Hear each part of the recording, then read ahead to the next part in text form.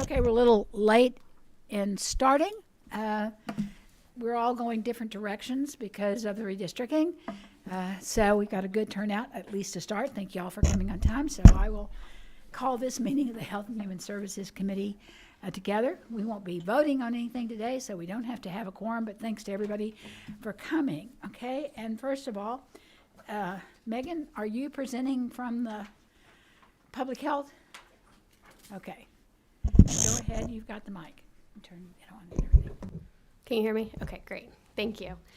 So we're jumping around a little bit in your slide deck. So we're going to start with policy trends because I have my HIV medical advisor here who's a physician and has to go see some patients. So I will present, I know last time you all requested some ideas for legislation or trends that we're seeing around the country, so I'll be presenting that. For those of you that don't know me, I'm Megan Andrews. I'm the Assistant Commissioner for Policy at DPH. I've talked to many of you, but if not, feel free to reach out to me with any public health issues. The first item I'm going to present is an agency bill that's going to be presented this legislative session. It is part of a comprehensive cleanup bill, but there are two items related to the topics that we've been discussing as far as STD and HIV. The first is the definition of STD in Georgia law. It has not been updated since the 1960s.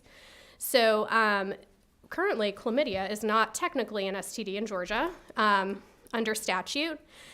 We did a pretty significant state-by-state analysis. The vast majority of states delegate this authority through regulation to their Department of Health. So if new conditions become STDs, they can be added by Department of Health through regulation as opposed to legislation. So that is what this portion of the bill is recommending. The next one is related to the Commissioner's authority to issue a standing order. I'm sure many of you are probably familiar with her standing order for naloxone.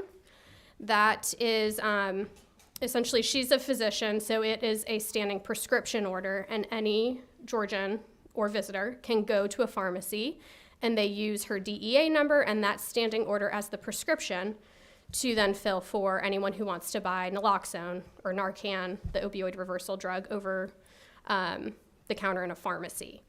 So this bill proposal will expand that standing order authority and allow her to issue a standing order for post-exposure prophylaxis. This is medication, and we talked about this last time, but some of you weren't there. This is medication that someone takes after they're exposed to HIV, and they have to take it within 72 hours in order for it to be effective. So there's a very strict timeline in which someone would initiate this medication. They take it for 30 days, and it significantly reduces the risk of their acquiring HIV during that time period. And this actually came up because we've been working with the Criminal Justice Coordinating Council and the sexual assault centers in the fact that many of the centers have difficulty getting post-exposure prophylaxis to sexual assault victims.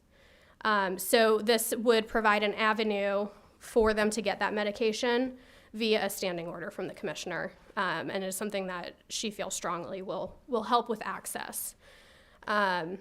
And then the last one is regarding a PrEP pilot program that went through your committee several years ago. I believe it initiated in 2019. That pilot ended. The funding was allocated to our agency last session and is now in our base budget. And you'll hear presentations later about access that we've created at our health departments to PrEP. So because that pilot program is over and those services have now been embodied into our day-to-day work, we are going to be cleaning up that code section because the pilot is over. So those are the three items related to these topics that will be in an agency bill this year. And then as far as ideas for other trends, we did some research for y'all on nationwide trends in this space. The first one is pharmacist dispensing of both PrEP and PEP. So PrEP is pre-exposure prophylaxis. So that's a medication you take if you have high-risk behaviors and are being exposed to HIV on a somewhat regular basis, and it prevents you from acquiring HIV. PEP is what I just talked about. It's post-exposure, so it's after that incident occurs where you're exposed to HIV. There are several states that are doing pharmacists, not necessarily over the counter, but pharmacists dispense medication where they don't necessarily need to go see a physician, at least for that initial supply. So that is trending in many states. I just went back the last 3 years with trends. So these are all very recent. The next one is pharmacists performing CLIA-waived tests. So, and I have the Pharmacy Association on standby if you have any pharmacy-specific questions. But currently, pharmacists in Georgia can conduct tests as long as they're available over the counter for at-home use by a patient. So if you've ever walked the aisles of CVS and you see one of those HIV rapid tests on the shelves, a pharmacist can help you administer that and then interpret the results at the counter. But there are other CLIA-waived tests out there that aren't approved for home use. So there are some states that have expanded the scope of authority for pharmacists to conduct those tests. My understanding is it's typically a capillary, which is like what diabetics, the finger prick that some diabetics do for testing blood sugar. And then the last two is both related to insurance coverage. The first one is insurance coverage for STI prevention or treatment, requiring that private insurance companies cover those services, and prohibits cost sharing, so you wouldn't have to pay a copay or any funding towards your deductible in order to get these services. And then the other one is health insurance coverage for PrEP, which is the pre-exposure prophylaxis medication. So those are the 4 policy trends that we've kind of seen in the last 3 years nationwide. There are others, but I didn't include anything that Georgia's already done because there's some things that we're quite ahead on. SSP is one of them, the syringe services program, as well as the syphilis testing during pregnancy. We're only one of 3 or 4 states, I believe, that have initiated that recommendation. So I applaud y'all for that. Definitely grateful for your leadership. I'm here to answer any questions you have about policy before I turn it over to my colleagues. Representative. Thank you. One quick question. It looks like there are a lot of policy points about increasing access to PrEP, and I had a question about, I think there was a federal court ruling recently, within the last year, relating to employers not being required to cover PrEP anymore. How is that going to interface with some of these policy initiatives that we're prioritizing? Yeah, so I'm not super familiar with that federal court decision, so I'd have to do some research on it. But as far as PrEP access, there is a lot of resources out there in order to get access to PrEP. Our Medicaid program covers it. We also are in the process of having access in at least one health department in every district of the state. I think we're at 16 now of our 18 health districts. You can go get free PrEP through the health department. And then the drug companies also have patient assistance programs. So if someone can't afford the medication on their own, they can apply through the patient assistance program to get those medications for free. Okay. And Gilead is here if you have questions about that. Okay, I have a question for you. Yes.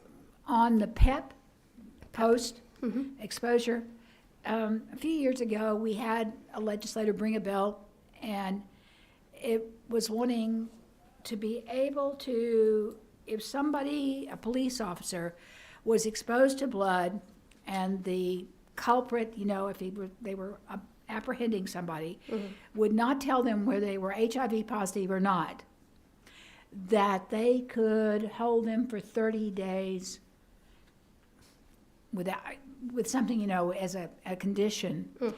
At that time, what we tried to tell that person was, that's too late. They need to know that 72 hours, yet apparently our firefighters at their stations and the police have a 2-week window to test somebody if one of their officers are firefighters. Have y'all done any work in, bringing them up to date that it's just 3 days that they have to make that decision for the person to get PEP or not? We have not spoken with first responders yet. Obviously, EMS falls within our scope of purview, so we work a lot with EMS providers. and they probably come into contact with blood very often. But yeah, we have not heard from first responders, so that's certainly a conversation that I think is worth having. Would that be something that public health could do, to Yes. send out information? Yeah, Or to certainly. follow? I mean, because it was up in Gwinnett County, I think, where that happened. And I mean, he Interesting. kept moving the bill, and I kept saying it's too late. It's too late for them to do it.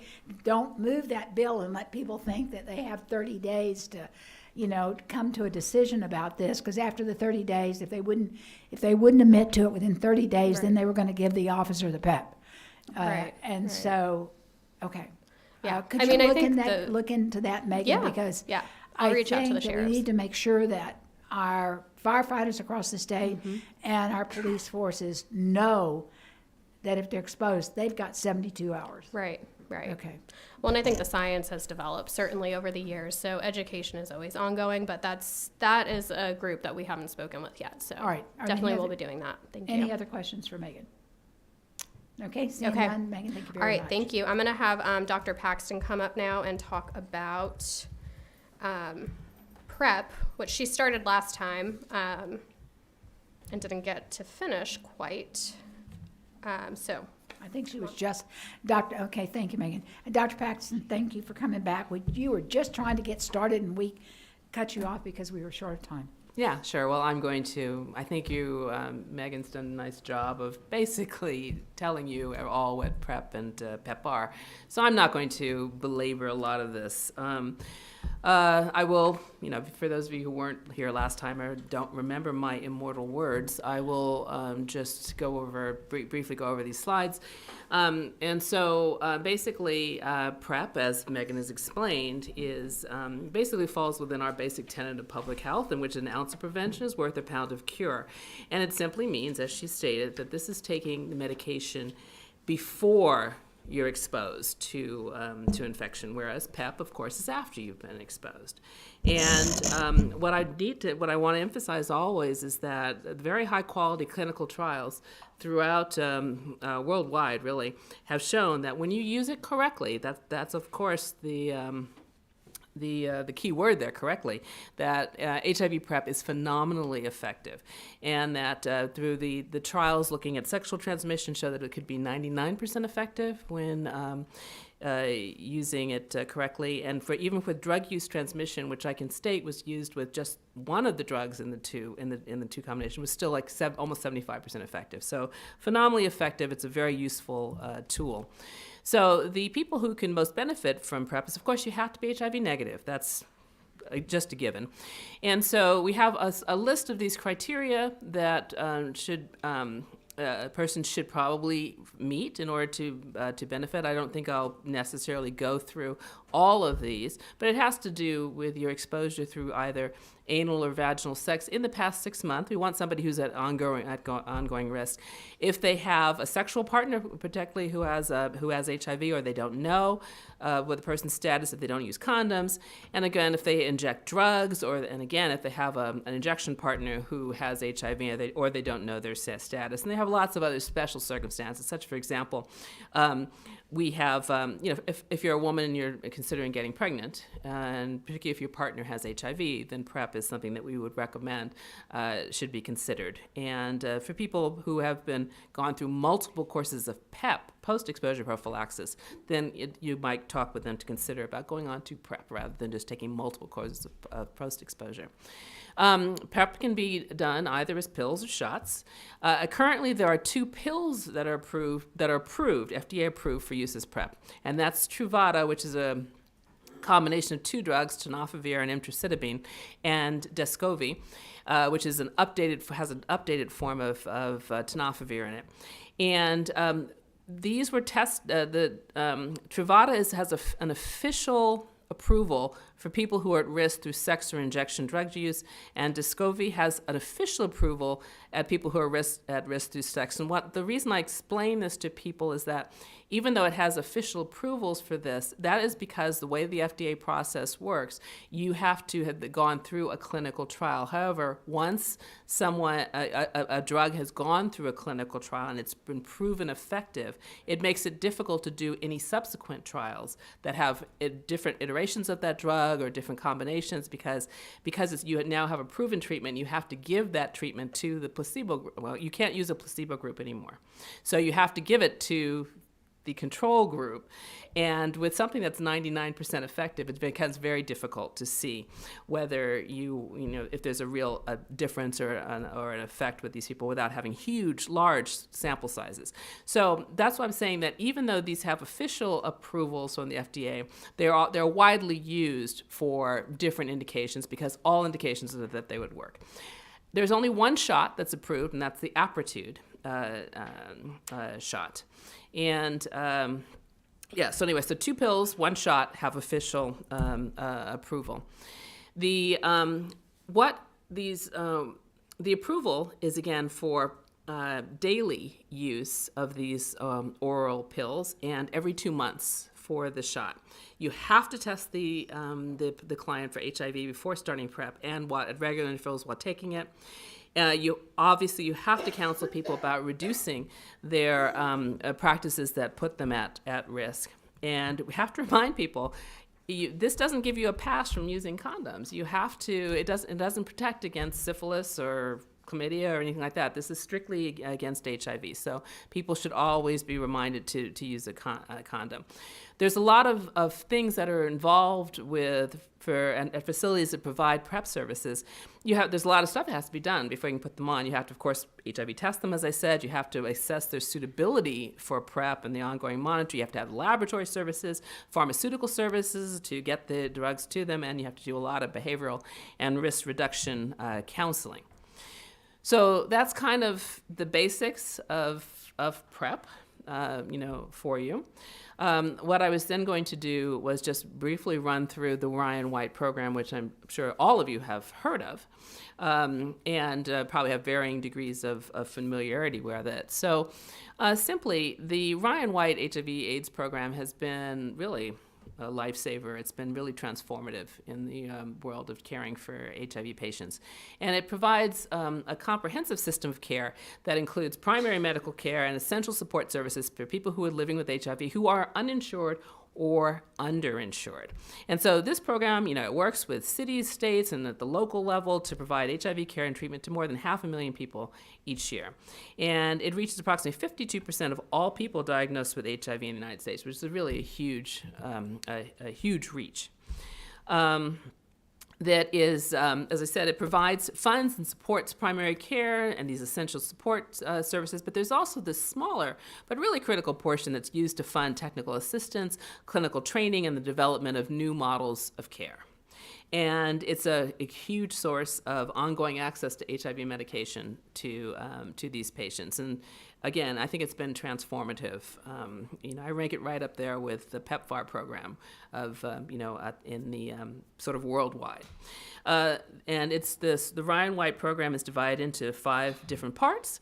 Again, Part A does grant funding for medical and support services to EMAs, such as eligible metropolitan areas like Atlanta and other transitional grant areas. It provides grant funding to all. Part B does grant funding to all 50 states, District of Columbia, and the U.S. territories. It also includes grants for the ADAP program, which is an incredibly important program, the AIDS Drug Assistance Program. And Part C provides grant funding to local community-based organizations to support outpatient HIV early intervention services and ambulatory care. It also funds grants. And so this program does a lot and divided into different components. Now, I'm concentrating here just on how does this translate down at the local level, which is I'm the Fulton County District Health Director, so I'm going to talk about Fulton County. And we offer Ryan White services at various places, here which are listed, down the street at 10 Park Place and of Adamsville Neighborhood Union, and we provide the medications. We also have a component for dental care. Dental care is notoriously difficult for people who are underinsured to get. And so the Ryan White program covers this. We do a lot of medical case management and medical nutrition therapy, particularly through Open Hand. And we, again, as I mentioned, the ADAP program, AIDS Drug Assistance Program, is an enormous component of this. And so that's part of the support system offered, along with meal assistance and medical transportation. Back and forth to appointments or whatever. Now, in order to be eligible for the Ryan White program, you have to be HIV positive, so you have to be able to prove that. And your income has to be less than or equal to 400% of the most current federal poverty level. And every public health district throughout Georgia participates in the Ryan White program. Now, in addition to this, we offer, of course, sexual health services at the Fulton County Board of Health. Again, down the street at 10 Park Place, at our neighborhood union at Adamsville. We're going to be also, our ultimate goal is to offer this in every single one of the health clinics that Fulton has. So we're working towards that goal. We'll be doing this in our College Park health center as well. And we do screening and treatment for HIV, HCV, and STIs. We have an in-house. We're very happy with this. We have our own lab down the street, and we can run these tests competently and quickly. Of course, we do HIV care, and we do family planning. Lots of support services. Again, it's all on the slide there in case you're very interested in that. And part of this includes linking, important thing is in linking patients to care using these various systems that exist statewide. Of course, with sexually transmitted diseases, there's a huge component of surveillance and, doing partner notification, getting people who might not be, who might not have known they were at risk, getting them into care. We go into the field, we test and treat people who are experiencing the infections and their partners. And we're happy that we're proud that we're the only district in Georgia that we have an epidemiologist who is focused completely just on sexual health trends and rates and the entire continuum of care. So I'm going to quickly go through this. We have the sexual health services. We're planning now to expand to our STI and hepatitis C prevention. We do offer rapid HIV PrEP and ART. So somebody comes in, they are either, if they're diagnosed with HIV at the time, we immediately can start them on ART. If they are at risk and they want to start PrEP, we can do that too. We provide lots of at-home testing kits. We do express screening, and we also provide doxycycline pre-exposure prophylaxis for STIs, and we do Mpox vaccinations. So we have a large suite of services that we offer.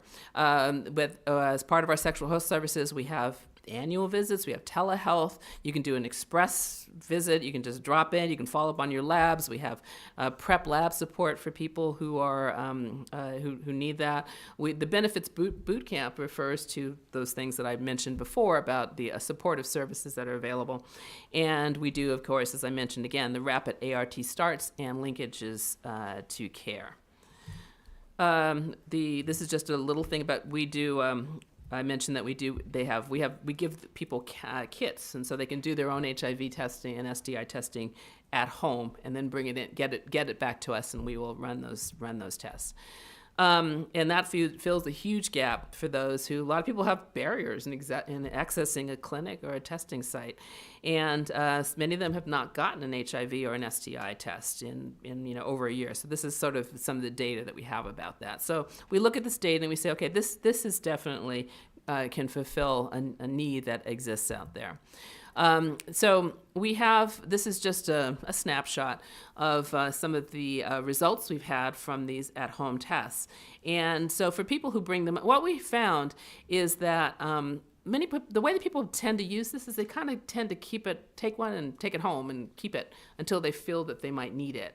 And we found that of 248 test kits sent out, had a pretty high positive result because people generally felt that they needed these. And so we feel that this is definitely filling a need. So we're having more positive tests come out of this home testing program than we do for people coming into clinical site testing. And that is really it.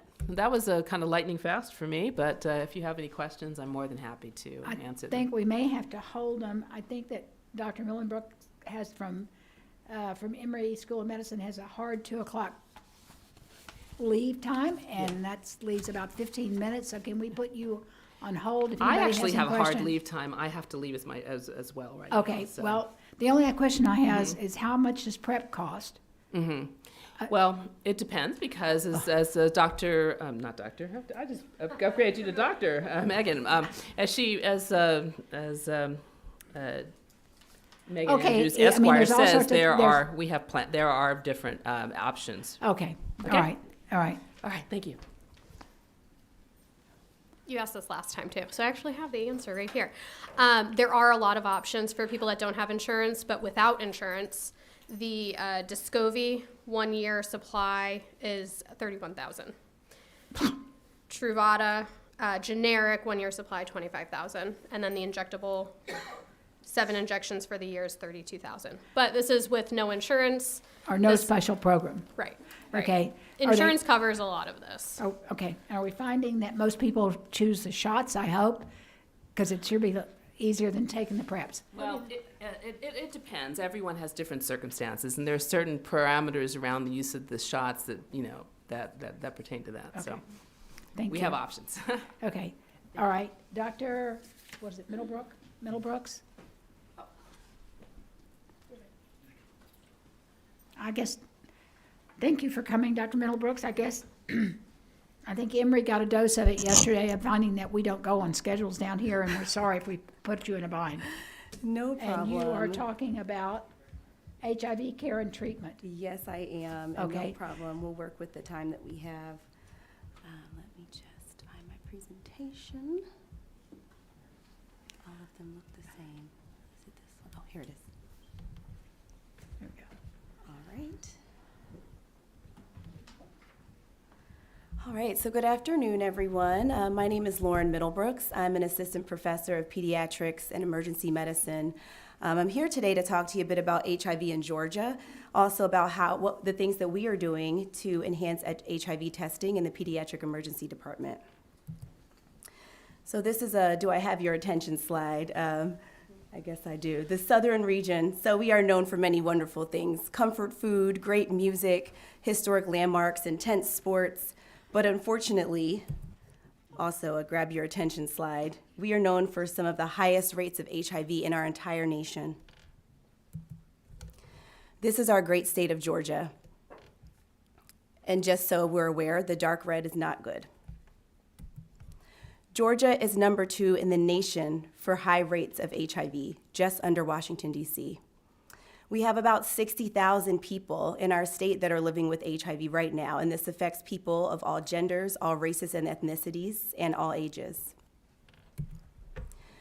We continue to have high rates of new HIV diagnoses, and unfortunately, we are seeing those high rates in children starting at age 13, leading through young adults up to age 34. So these are teenagers, children, and young adults that are disproportionately affected.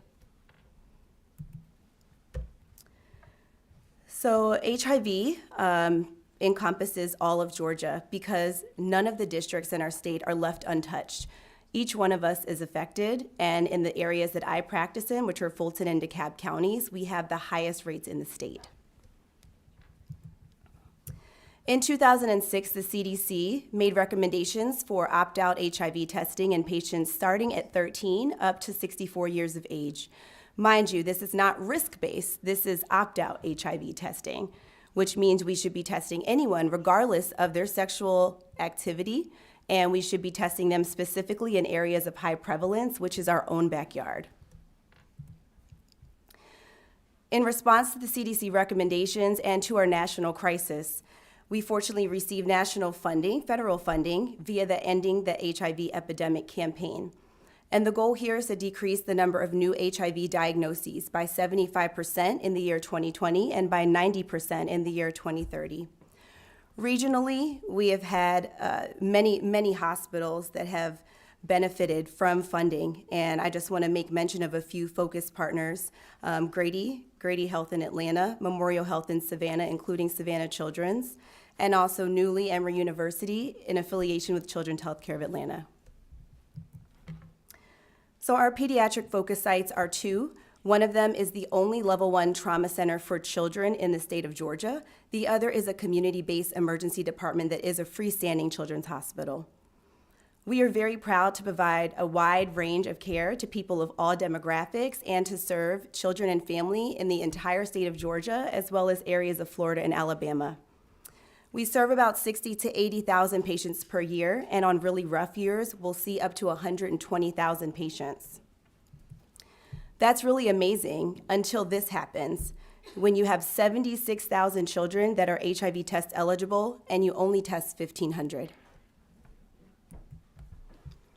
So we knew that our sites were optimal to implement opt-out HIV testing, not only because we see a high volume of patients in really high prevalent counties, but also because we have proven that we are not testing enough of them.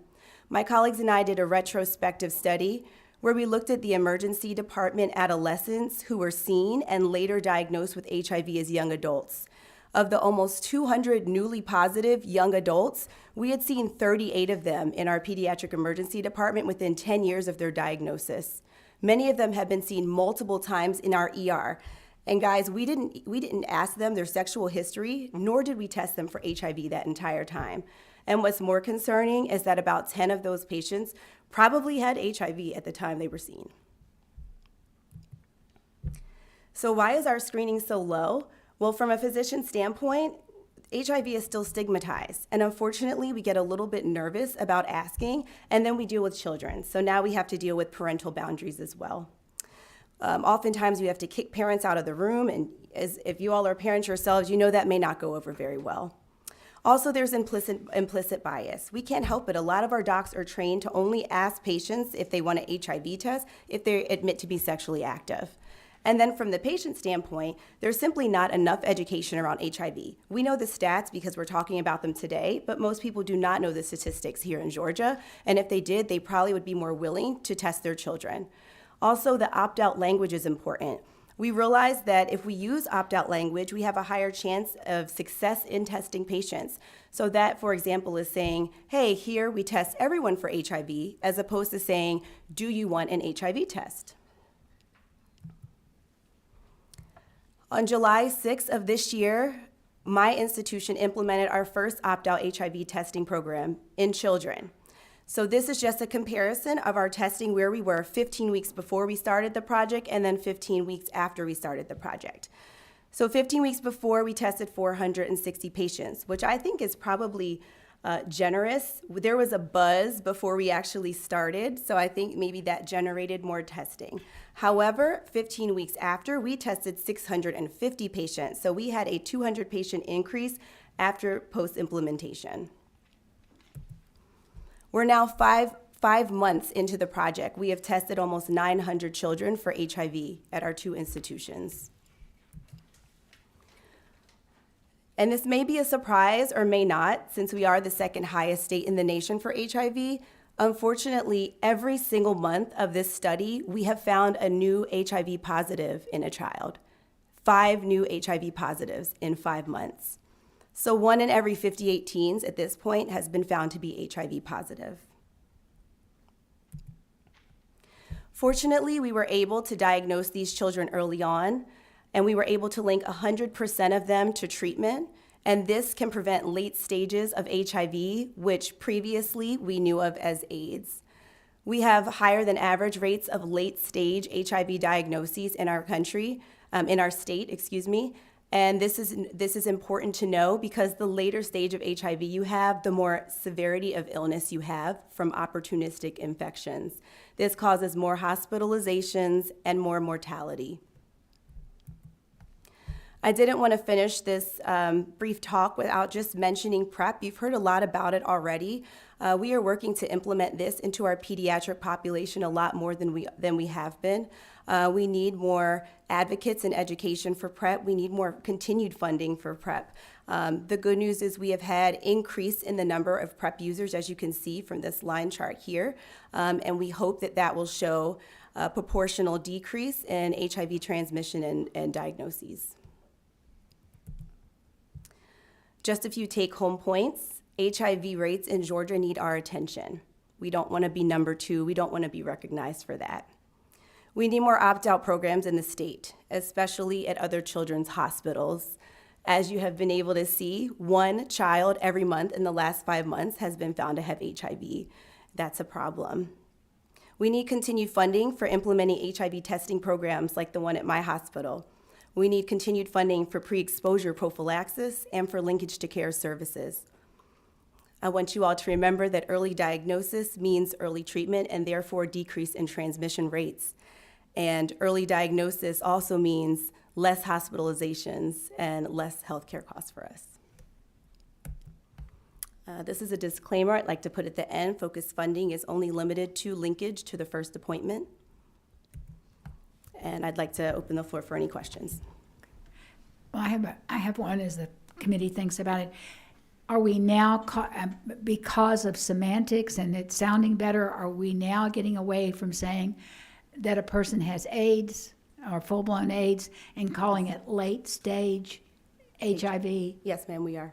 So Like- CD4 counts under 200 is the clinical diagnosis of what we called AIDS. So now we're trying to use the term late-stage HIV. Late-stage HIV, okay. Because there's such a stigma that goes with AIDS and the thought of people dying and there's so many people that died with it. Precisely. Okay, Yes. and how many, if we picked up 5 children in 5 5 months, months. Mhm. how many people do you think one child infects or one person? Are there some statistics in the past that one person with HIV positive could infect 10 people, 20 people? I'm sure it's out there somewhere. That's I'll have to look up that stat to give Okay. you specifics. But I That is a would great say it would be question. like other, but, because depending on how Absolutely. sexually active the child was. But if you don't know you have it and you are sexually active Yes. with more than one partner, I'm Yes. sure there's some kind of a coalition out there about that, maybe they affect 5 more people or 10 more people. Yes, absolutely. And on one of these slides here, it shows how many patients we tested versus how many tests we ordered. So there is a discrepancy there because some of the same patients have come back to our emergency department after having new partners and receive another test. So that's why we have more tests ordered than patients, because some patients get tested more than once because they are high risk. Well, I mean, are there other questions from the committee? All I've got to say is I really appreciate the fact that they are now looking at children, since you said that the young age or somebody did 13, starting to get 13, and certainly the sooner we can diagnose and treat, the better chance they have of living a life without serious illness. And so I thank you for your work as a pediatrician and Thank you. in the emergency room also. Thank Anybody you. else come up with a question? So, I'm very proud of CHOA and the work they do. Also, I want to say that Grady, the last presenter, talked about dental work, and I know it's very hard. But I think Grady has led the way, and still, anybody here from Grady? Still with Dr., I think it's Resnick, runs the dental program at Grady, and I think it's probably one of the best in the nation, or it was, and Dr. Resnick was the one who started that program at Grady, because it is almost impossible for somebody that's HIV positive to go to a regular dentist and get tested. That's incredible. And they're also leading the way for us too in opt-out HIV testing. They've implemented a program that's running all on their own right now At Grady? at Grady. And yes. who's So funding you? We're Focus. Focus is funding you? Yes. Okay.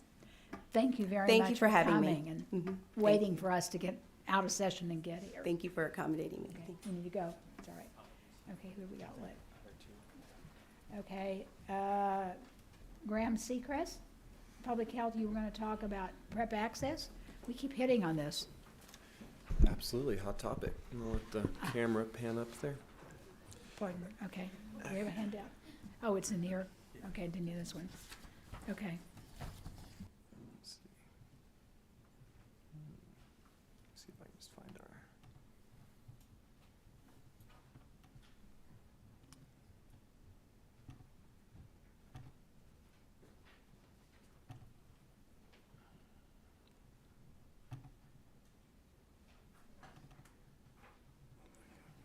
Let's try this again.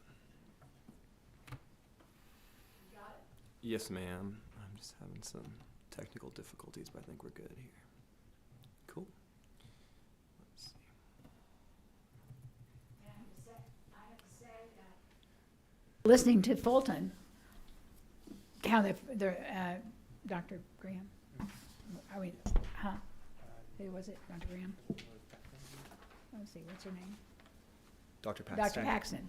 It sounds like Fulton County is doing everything you can possibly do for, to prevent new infections, get people prepped, get them pepped, go out into the community, have it, every one of their centers to have everything you need to work with Ryan White.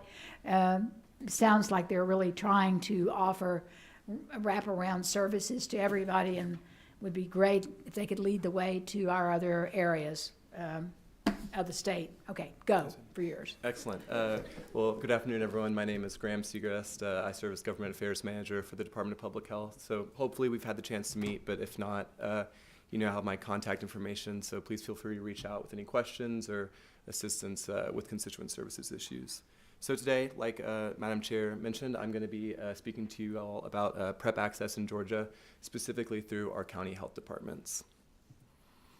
So our strategic plan lists HIV prevention as a key tenet. If you haven't had the chance to read our strategic plan, I kind of highly suggest that you do. It kind of outlines our priorities for the department and for the governor's office as well. The goal that I'll focus on today is to exercise conservative budgeting by investing in initiatives that will provide long-term cost savings to the state. You know, earlier in Dr. Paxton's presentation, and maybe it was last time, she mentioned that an ounce of prevention is worth a pound of cure. In this case, an ounce of prevention is worth about $360,000. That's the estimated cost savings associated with an HIV case that is averted here in the state. So we have some very specific goals associated with PrEP in our strategic plan, but the one that we're going to focus on today is to increase the number of public health districts offering PrEP services at a county health department to 18. So I'm sure you're all aware, but just to give an overview, we have 159 health departments broken up into 18 health districts. So the goal is for all 18 of those health districts to have PrEP services available within them. We started out this process at 15 of our health districts offering PrEP services.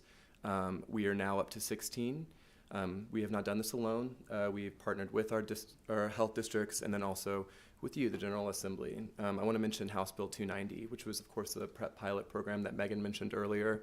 And give us a brief overview. In your packets, you should have kind of a synopsis of the results of that PrEP pilot program, which has some great information. But I want to highlight that the Northwest Health District and North Health District were selected for this pilot program based on CDC recommendations. The CDC noted that they were at a high risk for HIV outbreaks due to a high rate of opioid use. So during this PrEP pilot program, the North Health District opened 2 satellite PrEP clinics, one in Towns County and one in Forsyth County. Our Northwest Health District opened a PrEP clinic at Haralson County Health Department. In addition to opening that PrEP clinic, they also expanded PrEP screening services to all of their county health departments within the district. During this whole PrEP pilot program, we screened over 1,552 individuals for PrEP.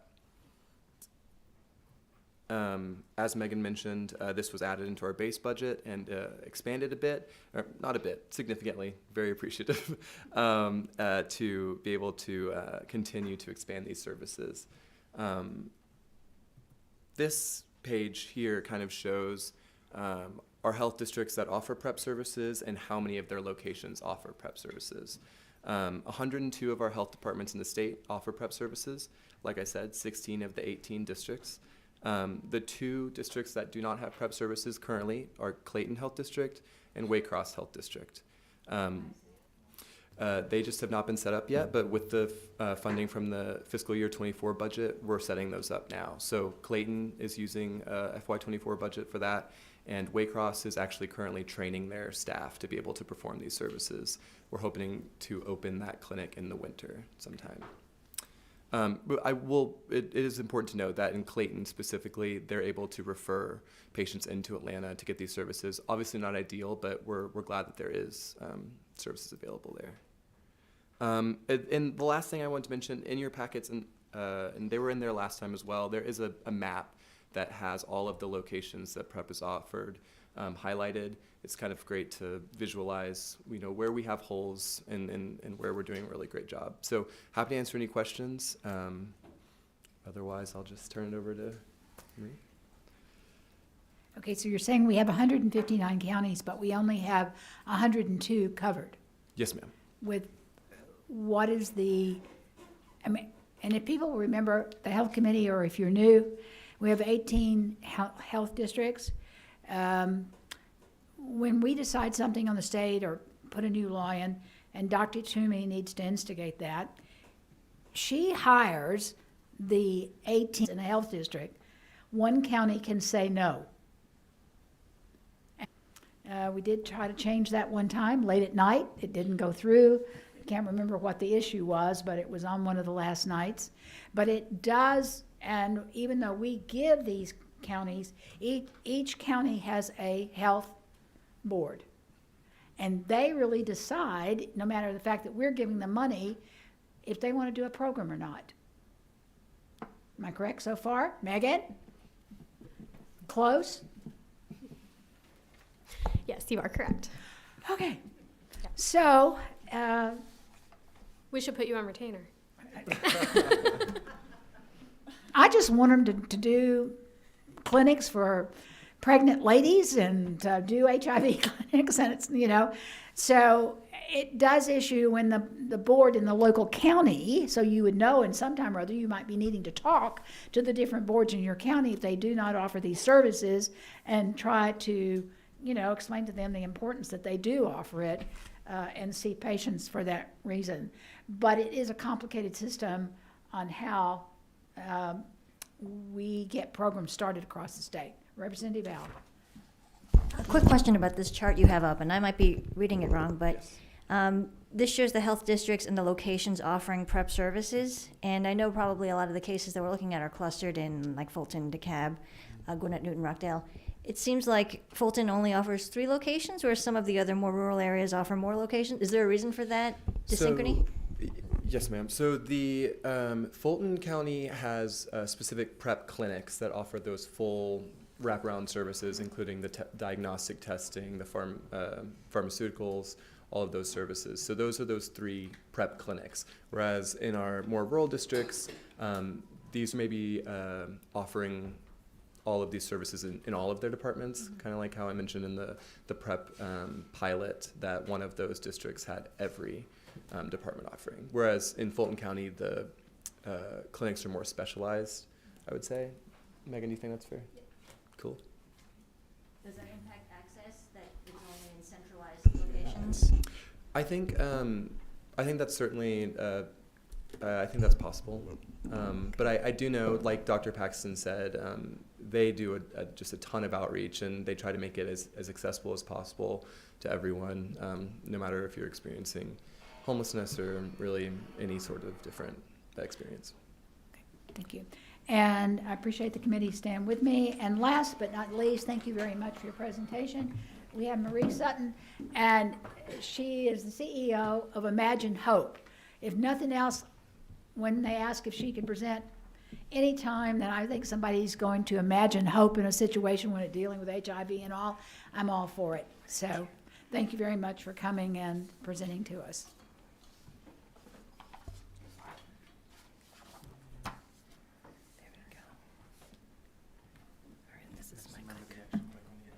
Okay. Thank you, Madam Chair and committee members. I'm delighted to be here with you today. I am Marie Sutton, and I am founder and CEO of Imagine Hope Incorporated. We work at a very busy intersection of behavioral health and infectious disease. We've been in partnership with DBHDD for a couple of decades, and we started our work with HIV testing. And in those decades, we've tested right at 250,000 people for HIV. And these are individuals entering behavioral health clinics, various behavioral health clinics. So the picture you see is a picture of our team and then some of our partners at a recent annual gathering. So let me make sure I've got this going. Here we go. So I've come for a couple of reasons, but the main reason is to say thank you. I we are the recipient of a lot of gratitude for the work that we're doing around hepatitis C. And we very much appreciate your support and want to tell you what we've been up to and to share some of our success and the progress that we've made. So I wanted to thank you and some others that are represented here in the room. Gilead Sciences gave us funding to pilot this program in 2015. And we couldn't have gotten the traction that we have without that, to demonstrate the need for screening and linkage to care for hepatitis C. We have a significant problem with hepatitis C in the state of Georgia, secondary to the opioid epidemic. We want to thank DBHDD for their support and holding the future vision with us. And of course, we thank you all for your support, as well as the Department of Public Health. Amy Gandhi is here in the audience, and she is an enormous supporter and champion of our work. So I'm going to there we go. I wanted to sort of give you a sense of what we've been doing since 2015. We've screened a little over 77,000 people for hepatitis C in these clinics, in traditional community service boards, MAT clinics, syringe service programs, and drug courts. In that time, we found over 4,300 people infected with this disease, chronically infected with this disease, and in need of treatment. Hepatitis C is common, it's deadly, and it's curable.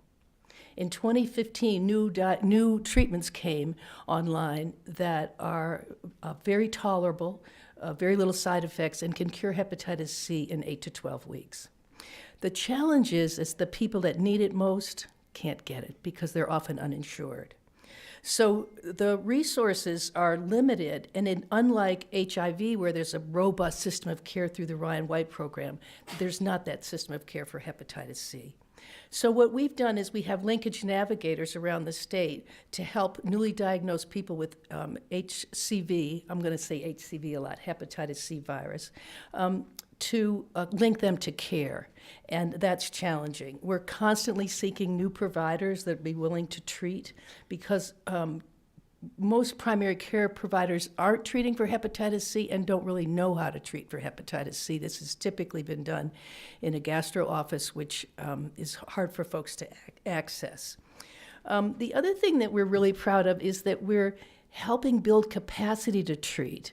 In a partnership with Department of Public Health and Dr. Leslie Miller from the Grady Hospital's Liver Clinic, we've trained some medical providers in 5 of our medication-assisted treatment programs, and they're now treating on their own, and we have 91 cures just from that initiative alone. So to date, and it might seem like a small number compared to 4,000 people that need it, but 4,000 uninsured people, we've been able to provide cure for 747 people.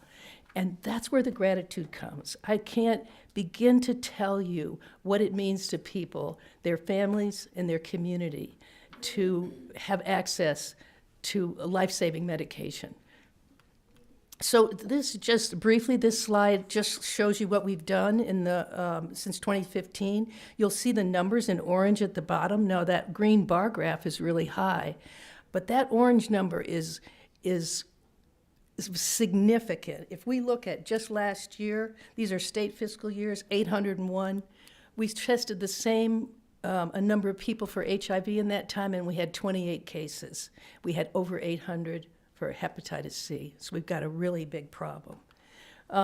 We got some challenges. Untreated hepatitis C, not just the hepatitis C alone, but it has significant health issues, including a greater risk for type 2 diabetes, kidney disease. Hepatitis C is the leading cause of liver cancer. So individuals that have it are often unaware that they have it. So very important that they learn their status. And as I was saying, there's no robust system of care. So we're trying to build that. We're trying to build an infrastructure in Georgia, particularly in our rural areas. So the benefits are, for treating is obvious. It saves lives, but it also saves dollars. It saves heartache for individuals and their families, for their communities. it saves downstream costs of these other diseases, not just liver cancer, but the kidney disease and so forth. And we have a already overburdened healthcare system, again, particularly in our rural areas where we're seeing really big spikes of hepatitis C. So there's great benefit here, and we're working in collaboration with a national plan to eliminate hepatitis C by 2030. And we think we can do it. With your help, we can do it. So we're in the right place at the right time to address this. What we've built here is scalable. We're in, as the map showed you, we're in 31 clinics already treating this. And what we want to see is that this is routine, that if an individual comes and enters a behavioral health clinic for services, they're going to be tested for hepatitis C and treated if need be. So we want to build on this foundation of success that we've had, that we started since 2015, and we're really solid with this, to, have a robust screening and linkage program, to have our navigators statewide assist in finding options for people who are uninsured, and then to expand that to be building capacity for providers who don't know how to treat. We'd like to see these treatments take place right in behavioral health clinics. It's a very simple process particularly in uncomplicated cases. So we look at it as an investment in the future health of our Georgia citizens. And these figures here are from the AIDS Institute. A conservative estimate for treating a case of hepatitis C, and this is very conservative, I'm going to say $19,000. That's from the AIDS Institute. If we take those 747 cases that we've been able to cure through your support and the support of others, that's a savings to the state of $14 million.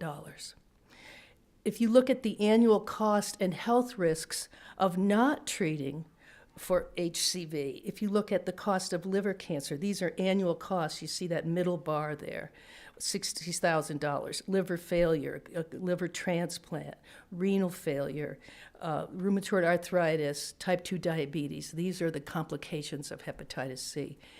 Think of the downstream cost of that if we don't get in front of this to our health system all across the state of Georgia. This is a slow progressing disease, but every time we get in front of it, we're saving not only the life of that person, the heartbreak for their family, but the people that they might infect. The question was asked earlier about how many people would a young person might infect for HIV. That number for hepatitis C is 14. So Hepatitis C, they will infect 14? yeah, prior to treatment, the average, the research that I've seen is 14 other individuals. And this is mainly through sexual? Hepatitis C C. there is sexual transmission with hepatitis C, but it's a bloodborne pathogen. Injection drug use is very efficient in transmitting HIV. Tattoos, unsafe tattoos. Hepatitis C lives outside the body. It's a much more robust virus than HIV. It lives outside the body, so it can be on surfaces. I don't mean that you should be afraid in this room, but like in personal care items, toothbrush, razor blades, things like that. And my husband, he's passed away, was an MD, used to get onto me for going to get my nails done because he was afraid, because I chew on my nails and I would get, hepatitis C from that. That was before there was a cure, and not that the cure, I want to go through a cure, but anyway, he was overly protective. So. Yes. So it is a bloodborne pathogen, and we're finding it very, very common, very common. And young people, of the percentage of people that we've tested that are positive, 56% are 40 and under. So this is not, baby boomers that are, sort of got hepatitis in the 60s and 70s. Wasn't there used to be a billboard and say if you were born between 1950 Yes, yes. If you were born between 45 and 65, you should get tested. Tested. And it was in the airports and all over the place. And that was a good thing, but it didn't take into account the opioid epidemic. Right. They've changed that recommendation, and they now it's recommended that everyone be tested for hepatitis C at least once in their lifetime. The challenge is that it's surprisingly people are unaware of it. So I know this is not the Appropriations Committee, but I'm requesting, I know that some of the members are on that committee, but I'm requesting an additional investment. We have a waiting list for people to participate in this program. The biggest thing that we do is we cover the diagnostics for this, because that's we have a negotiated rate with Quest, and that's how we're able to do these serum-based tests in the clinics. And we have a waiting list for people to come in. And we want to make these services routine. And we want to offer the training opportunities to more medical professionals so that they can easily treat this in FQHCs, in community service boards, and in MAT programs. So we're currently funded at $250,000 a year, and I got to say, we're kind of killing it with that. I mean, in a good way. So imagine what we could do with 2 or 3 times that amount. We want to make this available to everybody. And, I'll go when you're talking about, so you're not saying when you want it to be treated, you weren't talking about trying to educate regular family practice doctors out in rural areas, but the ones where you were picking them up in the mental health clinics. Yes, Like the federally qualified health centers, and that certainly would be yes, very available to help people, regardless of what they came in for, mental health or whatever. yes, so that the screening would be more common, and that medical providers in MAT programs and CSBs and other places where people are coming for mental health and substance use disorder would be routinely screened and then offer treatment on the spot. It's not challenging, and in terms of if the diagnostics are covered, the treatment is pretty straightforward. The medications are an 8 to 12-week course and cure. This is the hepatitis C cure. It's the first cure for a virus. It's really a medical miracle. And here we are, we've got this medical miracle, and the people that need it aren't getting it. And, it's so rare in medicine where you can say to someone in 3 months, you're done with this. And that's where the gratitude comes in.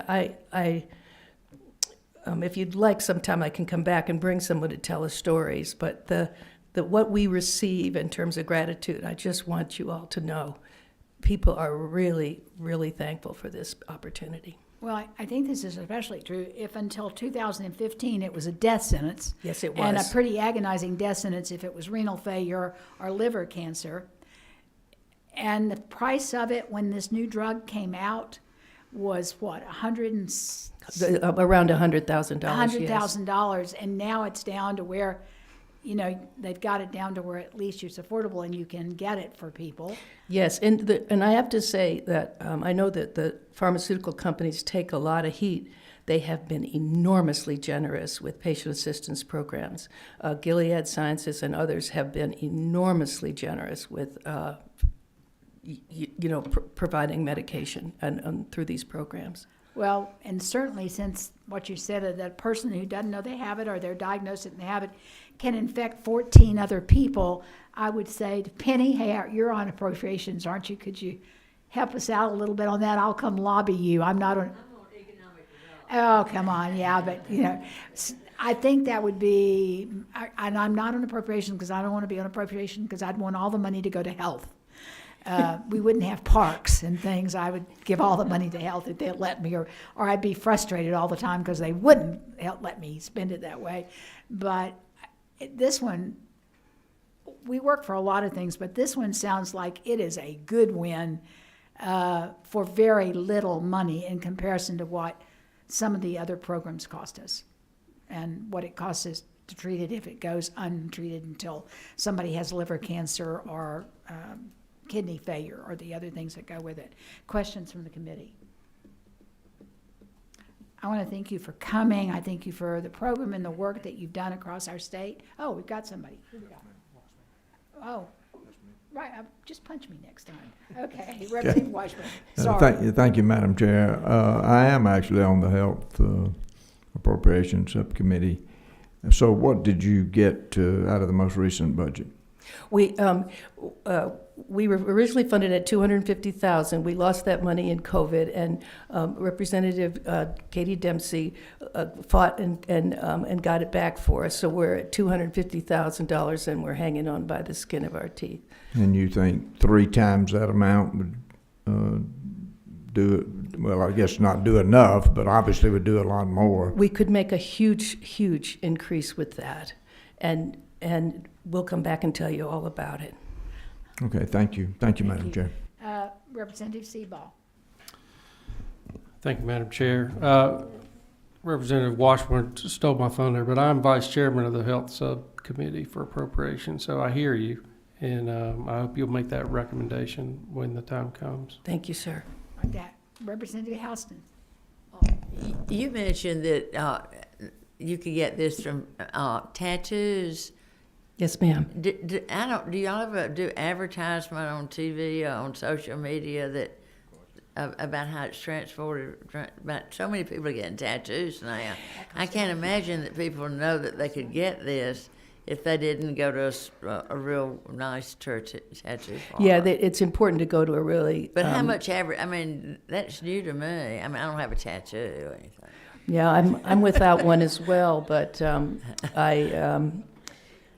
we don't have budget for that. It is certainly a campaign. I do love storytelling. I think it's an important campaign to put out there. And, there are many tattoo parlors that are very safe and, Right. use the precautions, but it's the dipping of the ink back and forth that is the challenge. And, if there are like kids doing tattoos in their garage and that kind of thing, if they're not, licensed and. Are tattoo parlors in Georgia licensed? I don't even know. I don't know the answer to that question. Anybody know? Thank you, Megan. Yes. They are regulated and licensed by the Department of Public Health. All right, thank you. Yeah, Do y'all advertise there that, you might get a disease? We don't have funding for a campaign on that, but we do. The facilities that are licensed by us have to follow standards to prevent the transmission of Hep C. Yep. But are there a lot of illegal tattoo places out there? Certainly. I mean, this came up do you guys remember the lemonade bill from last year about lemonade stands? Oh, That the government can't regulate any business run by a minor. This was something that came up is, a high schooler doing tattoos in their garage. Technically, they would be allowed to under this. So they corrected that. But that was something that came up that is kind of a unexpected consequence. But yes, so we license and regulate and inspect tattoo parlors right now. But we don't have a public service campaign on education right now on that issue. I would think education would have a lot to do with Right. getting people to not do this and to check out where they went. I mean, Penny, that's one of my things I've always fussed about is that when we come up with these things, we have no budget. Or I don't think anybody in the state, as most of the programs, have no budget to advertise them. It's just whatever group that they work with sort of gets the word of mouth out there. The one thing you'd ask health members to do, and I often put out, on my Facebook or wherever, the people that do that for me, things about, have you been tested for hepatitis C? Everyone should be tested. That if the rates are rising in the state, no symptoms, just a little blurb about it to try to get people to be tested. And if we get our colleagues to do it, that'd be one way to getting it out across the state. But that's up to individual legislators whether they'll do it or not. It's one of our problems. It's like that. It's a problem. Other questions? Thank you very much for Thank you. coming. Thank you for what you do. You're welcome, and thank you for your time and attention. Appreciate it. Thank you to the committee for staying with us, and I got the best committee there is, so we are adjourned.